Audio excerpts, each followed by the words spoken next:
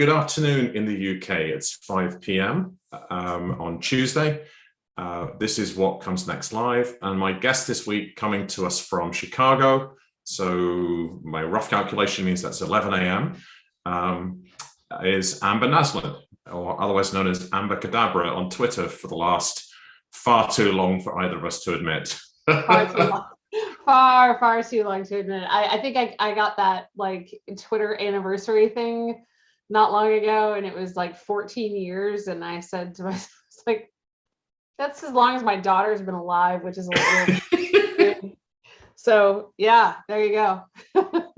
So for me, back then, before 2010, etc., but probably pre-Facebook, right? Yeah. It was a place where digital marketers and people doing marketing used to meet. That was the Twitter tribe I was part of, and I was doing a ton of marketing way back then. I didn't even know. I didn't even know when you sent me an email to your email address to coordinate this. I thought, oh, that's where you work. Okay, I didn't know. It's like, so you just have occasional interactions on Twitter, which is one of the things I like about it. It's this, there's people can have a negative vibe around that, and I think maybe people attract a certain tribe, or you add different things. I've been lucky with my experience. I just don't get too many trolls. Although I'm busy supporting somebody on a gender identity issue right now, so I can imagine I'm going to, get a bit of stuff going on there right now. So it seems to come in waves with me. I mean, I've been online in some way, shape, or form for a very, very long time, even like pre-social media, back in like IRC and bulletin boards and stuff like that. And it really is what you make of it. I mean, there's always jerks that show up no matter how hard you try or where you decide to show up. So I just choose to not give my emotional attention to that as much as possible. Well, it's absolutely a pleasure. I mean, not in real life, or IRL, as we used to say in tech speak, but it's lovely to see you on video, because we've only ever exchanged the odd message on Twitter for 10 plus years. Yeah, I'm a real life human, actually, believe it or not. Yeah, absolutely. Very much a real life human. And so, yeah, I mean, tell us, just for the podcast audience, just tell us a little bit about yourself and whatever you want to share. Sure. Well, I think you and I know each other through those collisions of marketing circles. So I've been a marketing wonk for probably 22 or 3 years now, I think, across multiple sectors, but the concentration of my time has been in tech and tech marketing. Mm-hmm. And I spend a lot of time writing. So Jay Bear and I published a book on social media and business way back in 2011. And I've got a couple of other books in the works right now. One's about imposter syndrome and work trauma, and one is a novel, which is totally different. I'm a single mom. I'm a pit bull rescuer. I ride horses. I don't know, like pick one of those things, I guess. But most of you have probably interacted with one of us, like on Twitter or something like that. And my day job is that I work for LinkedIn. So my role is to take my marketing expertise and help advise our customers and clients, primarily in our media business, to help them execute better content programs on the LinkedIn platform. Okay, cool. So content marketing specialist is what it says on the tin, right? But that's not who you are. That's one of your many hats, right? Yeah, I would say so. I think that's a fair characterization of what I do. I love the fact you say you write a lot. And I can't remember, it was something else on Twitter the other day that someone was saying, if you do this, if you underthink, you don't write much. If you overthink, you write a lot. I think that's fair. I mean, I hadn't heard it put quite that way, but that's totally true. I am a chronic overthinker. And one of my favorite writers is a woman named Joan Didion, and Joan Didion has a very famous quote that says, "I write to discover what I think." And like writing has been my mechanism for a very long time to sort of get the chaos that's in my mind out into some organized fashion. And sometimes I do that very personally through things like journaling, but I also do a lot of writing creatively and more in business context, just to clarify my thinking. Words are sort of the mechanism that I use to do that. And so writing is everything from catharsis to expression to codification of like ideas for me. So it runs the gamut. Well, in terms of topics, I mean, the whole idea of these conversations is that people can see inside a conversation, and that it's whatever guest wants to talk about. However, and unless you can go any direction you want, you can go, no, I don't want to talk about that, and that's cool. I like the idea of prolific writing as a thought, and you heard me exclaim when you mentioned the Joan Didion quote. I had never heard that, and then a guy from France who reached out to me on Twitter, really to say, hey, you're doing a daily blog. What do you think about this? Do you mind if I send it to you? And he did a couple of, not daily, but really in-depth ones. His name is Remy Guillot. And he'll be coming on this weekly thing in due course. And he gave like 8 different things he'd analyzed or deeply researched as to why people write. And halfway down the list on this long newsletter was, I write to discover my thoughts. And I went, oh, that's me. And that was the quote. And yeah, I mean, I actually paused my blog for the first time ever a couple of weeks ago. I had not missed a day for 1,444 days. That's insane. It's cool. I enjoy it. And I'm inspired by Seth Godin, who, is one of the guys, right? It's like in terms of pretty much every marketer looks up to at some level. And because he's been doing it for 25 years, right? So about 4+ years ago, I started doing it, and I did pause for a week, but it was a conscious pause to shut my brain down for a week, actually, which I managed. It's also very necessary. I think those respites from it are important, as important as putting in the wrench time on the words. So I think there's something around, because a number of listeners and the podcast will, a lot of people ask me, and they may ask you, like, oh, well, how do you find time to write? What do you write about? How do you do that? So maybe just a free flow conversation, because different people have different ways to discover their thoughts. And, a very profound moment for me a couple of years ago was being at a weekend event where each table looking at the world's great problems had an artist on the table. And we were looking at definitions of words. In fact, we were on the inclusion and diversity table. So what did we mean by inclusion and diversity? And then about 20 minutes in, this hand goes up, and it's the artist. And she's a dancer. And she said, I'm profoundly dyslexic. I can understand words. It just takes me about 5 times as long. So I feel very not included in this conversation. So she will express what she thinks and feels through movement. Yeah. You and I may have a similarity, and we'll often do it through words. I think words for me were, I kind of grew up that way. My mom is a writer and a voracious reader. My father, not so much. He's very articulate, but he's a man of few words and is not an avid reader. But I definitely got this part of me from my mom. So lots of exposure to words as a method of communicating when I was a kid. And it has long been, I'm also a musician, so I have music expression and artistic expression in me for sure as well. So I guess you could say I'm heavily right-brained in general, but words have just always been a thing I fell in love with when I was a kid. I was fascinated by the etymology of words and the origin of words and understanding how they got to be. And as I started to study, Spanish was my first foreign language that I started studying, and learning the origins of Romance languages and the roots of them in Latin, and all of that stuff to me was fascinating. The evolution of English and how we've completely, the chaos of that language in general, of just how difficult it is and how idiomatic it is.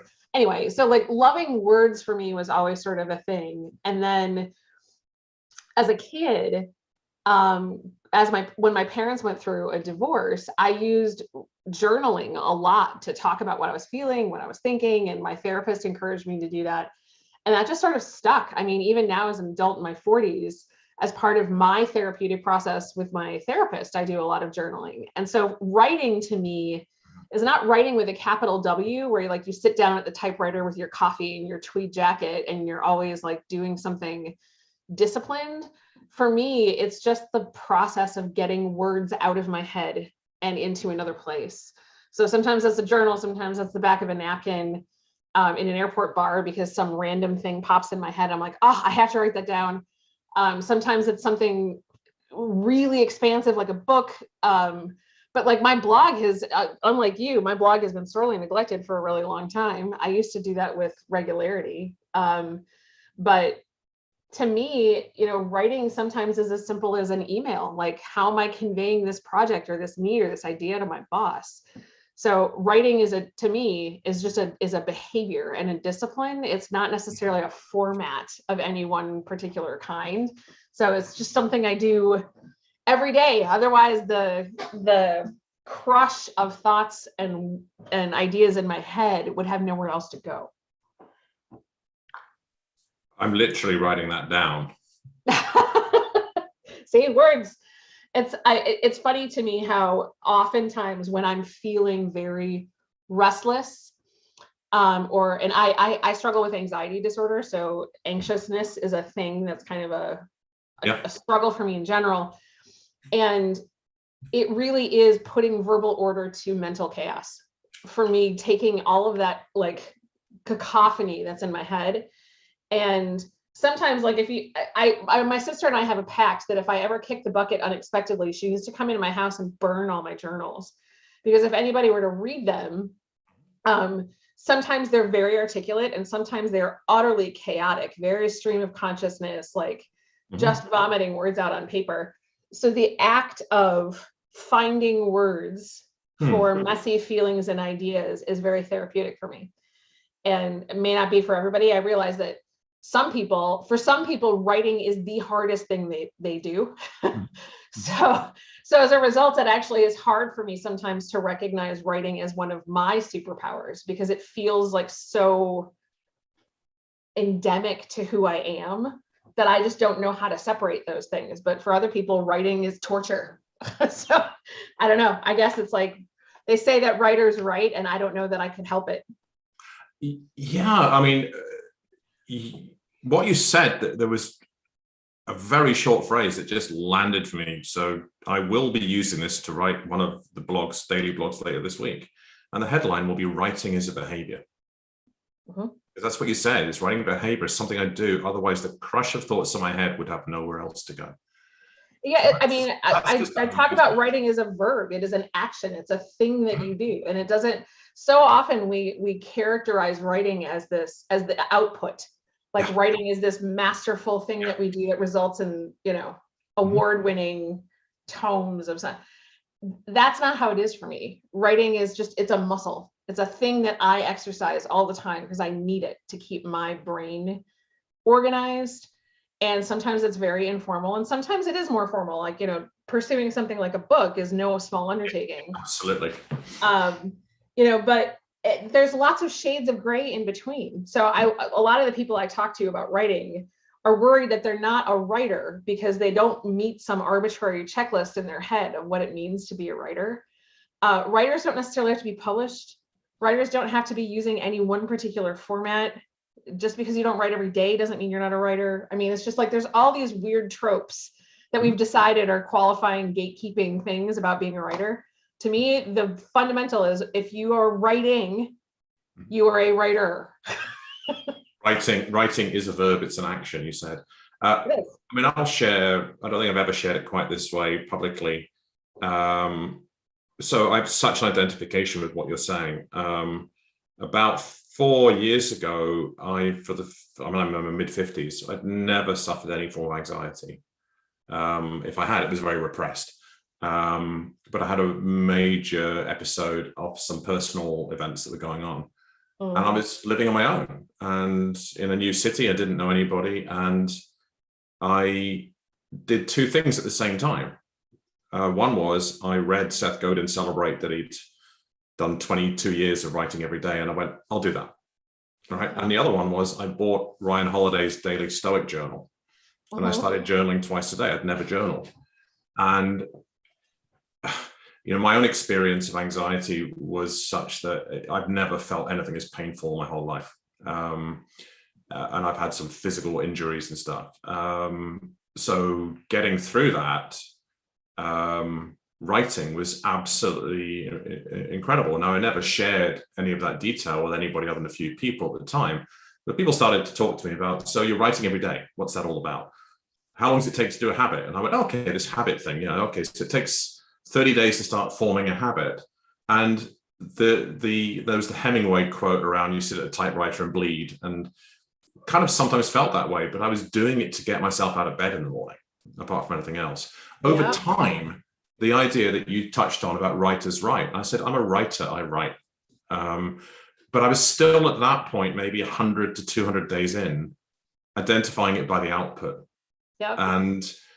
And everything you've said is, I can imagine I will be pointing people to listen to this podcast who they want verbal order to mental chaos if they have a cacophony in their head. And many people do. They have a lot going on. And for some people, it won't be writing. It might be exercise. It might be dance. It might be music. But for some people who words matter to them, whether it's the written word or the spoken word or both, the way you expressed it earlier on in this conversation, I feel was really, really powerful. So thank you for sharing that. Well, there's a couple of things too. I get asked a lot about writing in general, or about the identification of self-identification as a writer. How do I get to be a writer? And it is so deadly simple, but I say to people all the time, if you want to be a writer, you have to write. And that doesn't mean that you have to get published. That doesn't mean you have to even write for anybody else to read. Yeah. But the act of writing is one that is honed by practice. And you can't, there's two things that are so important for writers: reading and writing. You have to consume other people's words so that you can start to understand what your own style and expression and things are. But you have to put pen or keyboard or whatever to paper at some point and practice that. The same way, if you want to get good at riding a bike, you have to put a lot of pedal time in. If you want to get good at riding a horse, you have to put a lot of saddle time in. If you want to get good at writing, you got to put a lot of writing time in. And I think people get daunted by the idea of all of this, this mountain to climb. But legitimately, there are days where I don't write any words at all. And then there are days where I write thousands. And then there are lots of days in between where it's little bursts here and there and little scribbled things. There's a book that's wonderful called The Artist's Way by Julia Cameron, if you're not familiar with it. Mm-hmm. And she talks about a practice called morning pages. Yes. And it is literally the practice of waking up in the morning and using words to convey whatever happens to be in your brain. And she encourages it to be a very stream of consciousness, mm-hmm. No internal editor involved here, just meandering words on a page. And the idea is to grease the skids of your creativity and kind of get those gears moving in your brain. And it is, for me, it was absolutely transformational to mm-hmm. unlock the idea that my words don't have to be polished, pretty, formal. They don't have to be finished. They don't have to be any of it. And they're not even for other people's consumption. They are simply part of how I process what's going on in my head. And separating writing as an art for me as writing as a discipline was really important, because I had this bar of it always has to be pretty and amazing. And then some of the stuff I write is just absolutely ugly, but it's a process that I need to go through to work on the stuff that's in my brain. So I have, you can't see, but I have piles of notebooks over here, because that's how I process. I'll share one on the other side of that equation, because you said there were two things. If people are going to write, they need to do two things a lot. They need to write and they need to read. One of the guests I had on a while ago does a really cool, fun weekly newsletter of just almost a stream of consciousness, 14 bullet points, each with a link. Mm-hmm. His name's Nick Parker. And I think, what does he do for a day job? He's a copywriter. All right. Wow. And he started to put some bullet points up on, I think his newsletters, might have been on Twitter, but I think he's most active with his weekly email newsletter.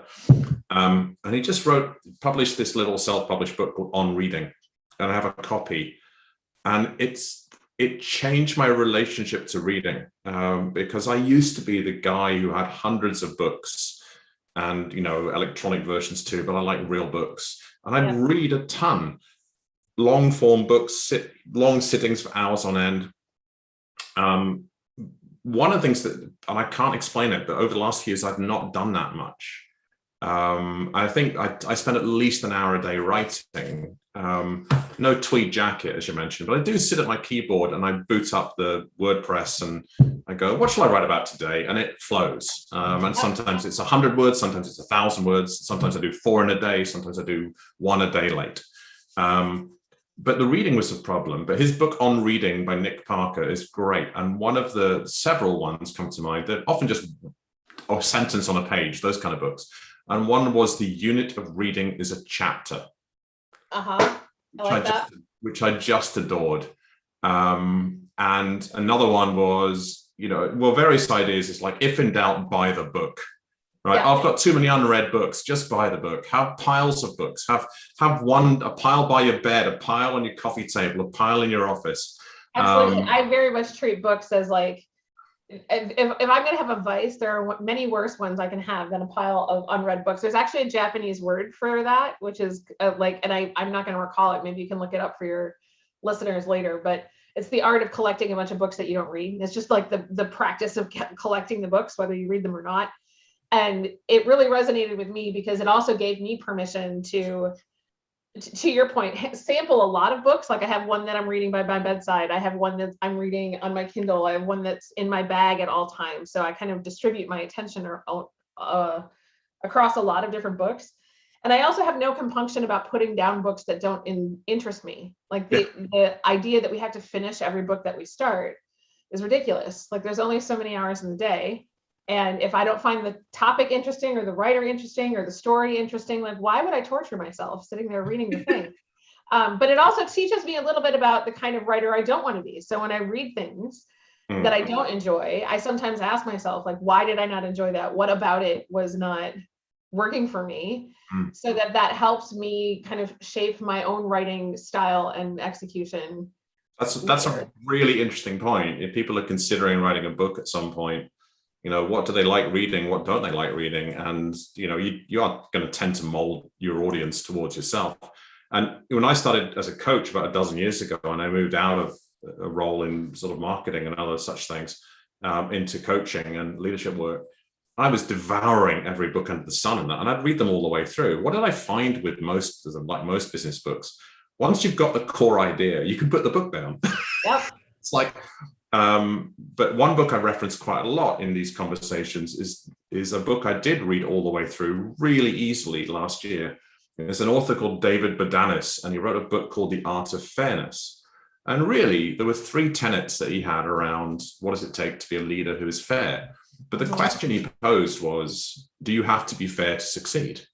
And of course, the answer, as we all know, if we worked in corporates of any size, is not necessarily. But he did it in such a beautifully framed storytelling. I wanted to read the whole thing.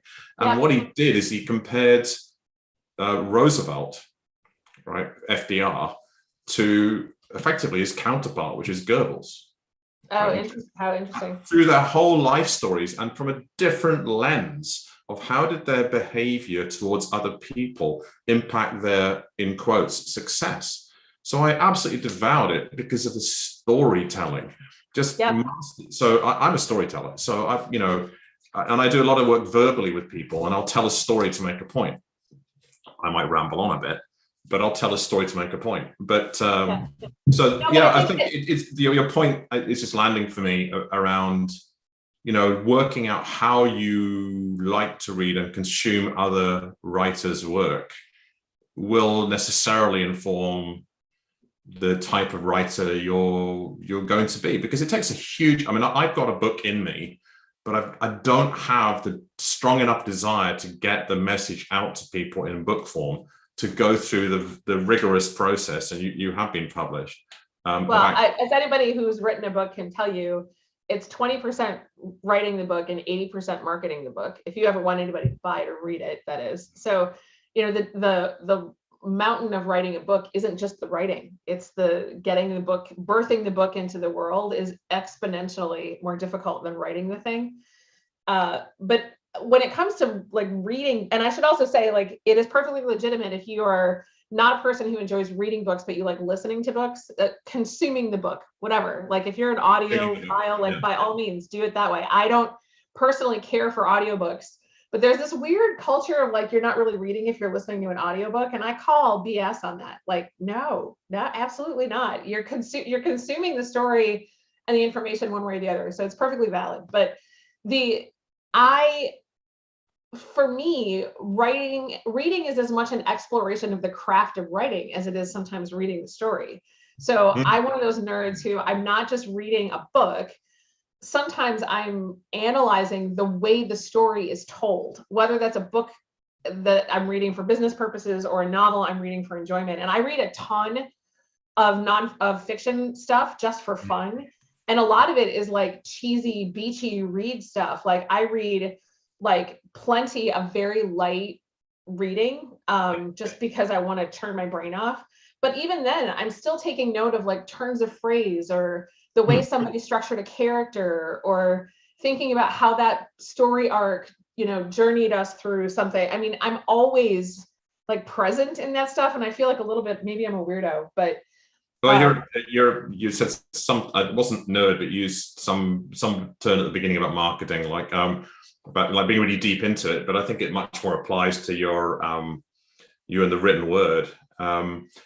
What occurs to me around that is an extension of the thought around the on-reading piece is there's a Scottish author who does crime novels called Ian Rankin. And I know Ian Rankin. Yeah, I love those novels, actually. I read all of his books, and one of them I got, the one 2 ago I got, and I realized I wasn't reading it very fast, but at the same time I picked up Nick Parker's book and I went, I'm going to indulge in some slow reading. You can only ever read a book for the first time once. And I went, I love his Inspector Rebus novels, and I'm going to pick up this hardback with a cup of coffee in the sun in the winter months, and I'm going to read no more than 6 pages every day. And I managed to drag out reading this book for about 3 months. Hey, if you enjoy it, I reread books that I enjoy because I enjoy it, and I find something new every time. There's a case to be made for both. If you haven't read Kahneman's Thinking Fast and Slow, highly recommend it, because it's like our brain needs both of those things, fast processing of information and slow digestion of information. And I do both in the way that I read and write, for that matter. But obviously, like words, both expressing them and consuming them, are so central to how I process thoughts that I don't know that I could divorce those things from one another, which is why I laugh a little bit when I have my own moments of imposter syndrome where I'm like, am I really a writer? And then I laugh because it's I don't know how to not be. I'm just thinking of your professional day job role, helping organizations really craft their content. And if they knew that you'd gone way, way, way beyond Gladwell's 10,000 hour rule and in lots of different eclectic directions, such as the etymology of foreign words and Romance languages, then you at some point the snarky hat that you can wear with your very fun weekly newsletter can be going, do they not know who I am? It's like, well, it's funny you mentioned the snarky funny weekly newsletter, because I've just had that sort of collision of my professional and personal worlds, starting with that one where I've got like work colleagues and stuff subscribed to that one now, and it's like, well, if you wanted to know the real me, here you go. There's bits of that. But yeah, I mean, a third reason I had for starting writing when I did was because I work with senior corporate leaders, kind of the consigliere, if you're a movie fan, with The Godfather. Yeah. So it was a sounding board. And quite often, how often can you imagine that I sit next to them and they're thinking of some leadership thought, and I go, have you read this book by so-and-so? And what do you think a senior corporate leader is going to say to me? Tom, when am I going to have the time to read that? What does it say? Yep. So I actually started writing, going, I figure over a year or so, I'll get most of those references and concepts out. So you mentioned a very, very important book called Thinking Fast and Slow by Danny Kahneman, who won the Nobel Prize in economics for really being the founder of behavioral economics. And it's in every airport, right? And yep. A lot of people have it on their coffee table. But even if I told them to read it, and they're not going to read it, they're going to go, so what does it say? So I'm kind of, in American language, I'm the Cliff Notes of leadership thinking, because I will have read it and read around it and read it 3 times and read all kinds of different angles on it. And so therefore, yeah, I kind of know what I'm talking about when it comes to that. So I'm listening to you talk and going, if you want to know words and how to use them to express an idea. I've taken notes of some of the things which I imagine you originally wrote down to get clarity, but you've repeated them a few times, so you know about, that the language around the verbal order to mental chaos, the cacophony in your head, and to clarify those thoughts will have come from journaling or writing or napkins or 1,000-word pieces or long emails. So I've really loved this. I want to honor your time and not go too far over half an hour. I've really loved this conversation, and I love these conversations I have with amazing guests, because it helps people see inside a conversation, see inside somebody's thinking. And this is people through this, I hope people have both seen inside, as I have in our first actual conversation after more than a decade, a little bit about what your process is and how that comes out onto the page. And by the way, gosh, you're expert. Thank you. Thank you. Writing is obviously a very passionate topic of mine. So I've enjoyed our conversation, and I really appreciate you letting me explore this a little bit with you. And if you'd like a last word or two for the guest, that'd be great. Well, I guess especially on this topic, I think if I can convey anything to someone listening to this conversation, it's if writing is a thing that you think that you want to do, not something you think you have to do, but something you think you want to do, just start. I mean, I know that sounds like very pedantic, sort of like self-helpy advice, but the reality is writing is a thing that you can't do you can't do it philosophically, you can't do it theoretically, you can't look at writing and say, wow, that's a nifty idea, without getting your hands dirty in the words and your mind dirty in the words. So like, get in there and start doing it. And as always, come find me if you need a compatriot to kick your butt, because I'm happy to do it. Writing is a behavior. If you want to write, just start. Yep. Thank you, Amber. It's been an absolute pleasure. Thank you so much, Tom.